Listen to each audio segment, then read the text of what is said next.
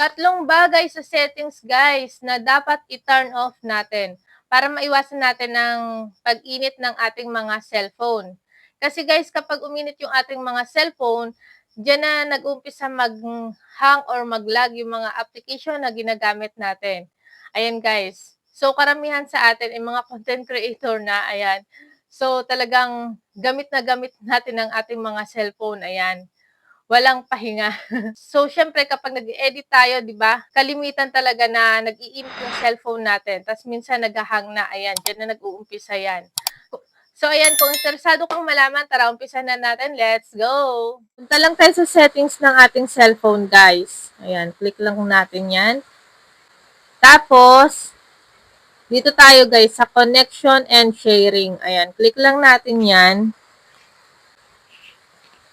So, ayan. Tapos, pindutin natin tong print, guys. Ito.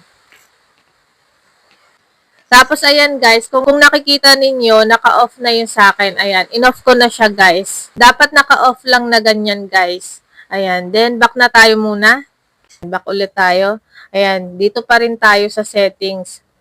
Hanapin naman natin ang location. So, ito, guys.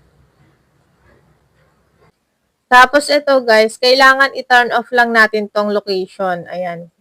Turn off lang natin yan. Ayan. Kailangan naka-turn off lang siyang ganyan guys. Then, pag na-turn off na natin, back tayo. Tapos, hanapin naman natin guys ang Google. Ito. Nasa settings pa rin tayo guys ha. Ayan. Tapos, punta tayo guys dito sa all services. Tapos, click natin to guys, tong devices. Ito. Ayan. Click lang natin yan. Tapos, to guys na scan for nearby devices. Ayan. Kailangan naka-off lang siya guys. Ayan. Tama lang yung ganyan guys. Huwag nyo siyang i-on na ganyan. Kailangan naka-off lang siyang ganyan. Ayan. Kasi nagiging cause din yan ng pag-init ng ating cellphone. Ayan guys. So, back na tayo.